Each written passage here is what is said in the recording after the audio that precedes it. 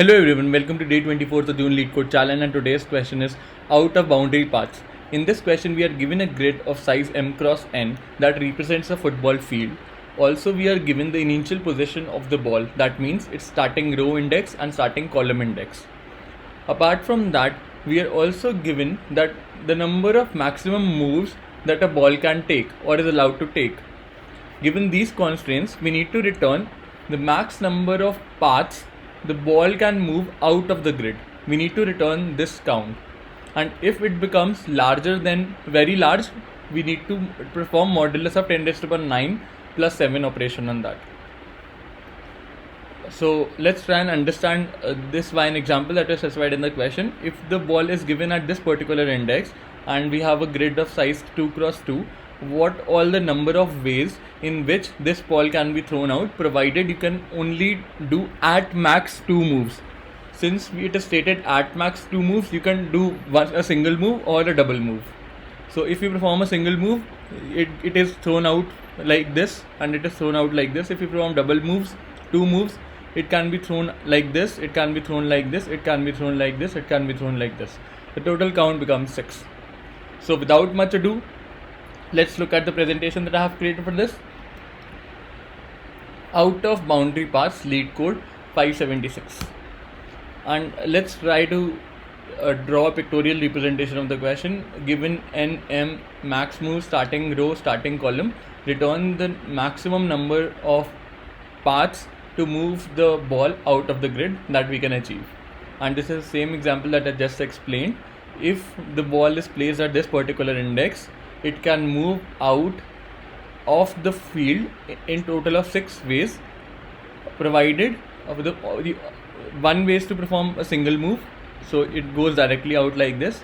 Here it gets directly out like this. If you perform 2 moves, then the paths are something like this, highlighted by the arrow. And there could be other paths as well, for example this one, but here you will see that you consume 3 moves, 1, 2, 3. So we can't do that because the max move count that is given to us is 2. The question seems like a tricky question, but it's a combination of 2 concepts, memoization plus BFS/DFS traversal. Memoization helps us to optimize the approach. In the question that we were given that the ball can move in 4 directions: top, right, bottom and left. These are the only 4 directions that are allowed, and let's hypothetically assume that we want to start from x, y index, and the max moves that a ball can take is given to us as n. So which value can help us compute this answer? If we know that from its adjacent right index in the value for n minus 1 moves, and we also know from its top index the count, the number of paths value in n minus 1 moves, we know the count of the number of paths in n minus 1 moves. Again, from its left index we know the maximum number of paths in n minus 1 moves. If we know all these 4 values, we will be able to calculate this value if we do a summation here. So this would be nothing but the value from top, the value from left, the value from right, the value from bottom in n minus 1 moves. If we are starting with n moves, top, left, bottom, right. And what are the number of moves that we need to have the value for in n minus 1, because this will make a one higher move because you are moving in either of the 4 directions. And similarly, if you want to calculate the value for this node, what all values do we need? N minus 2 here, n minus 2 here, n minus 2 here, and n minus 2 here. So if we have those values, we can calculate the value at this particular node. So just remember we are using its pre-calculated values for the lower number of max moves allowed and computing the value for the current node. If we have those values around its boundaries, we will be able to find the answer.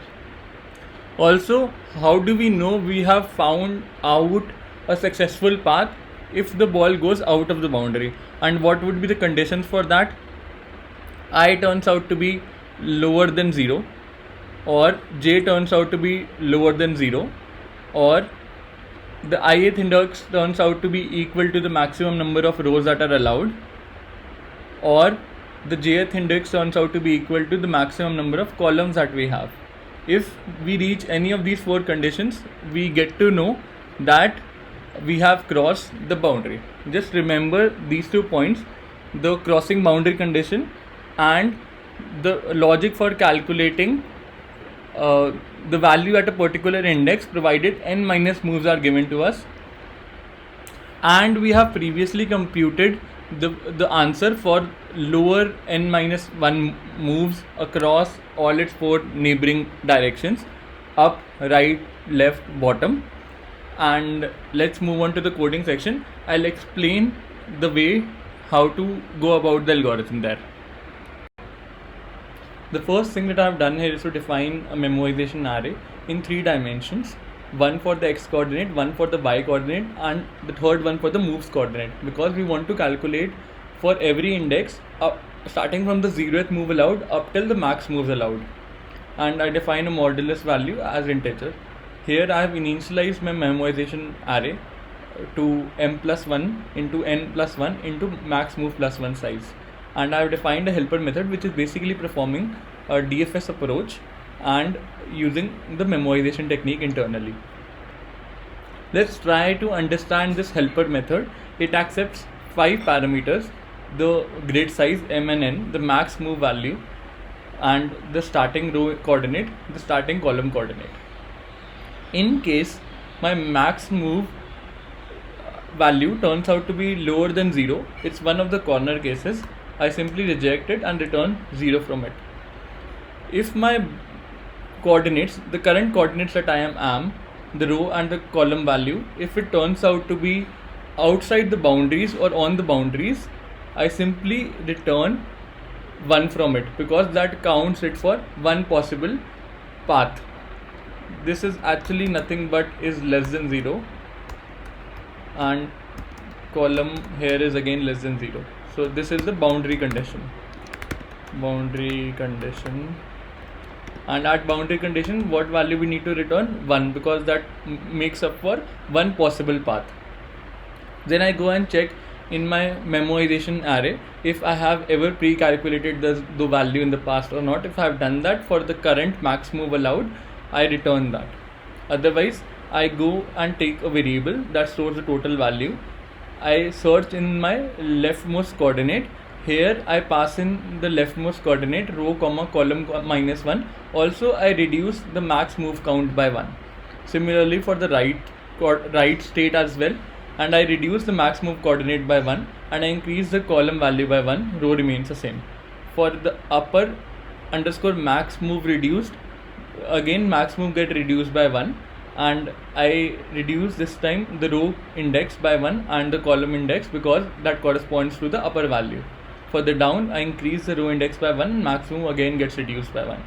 In the end, I calculate the total values returned by these 4 variables: left, up, right, down, and I add it to my total state.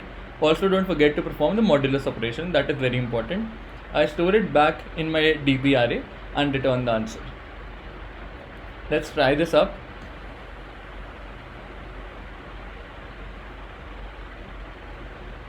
Oh, sorry for this. Accepted. And what is the time complexity of this approach? The time complexity is again straightforward.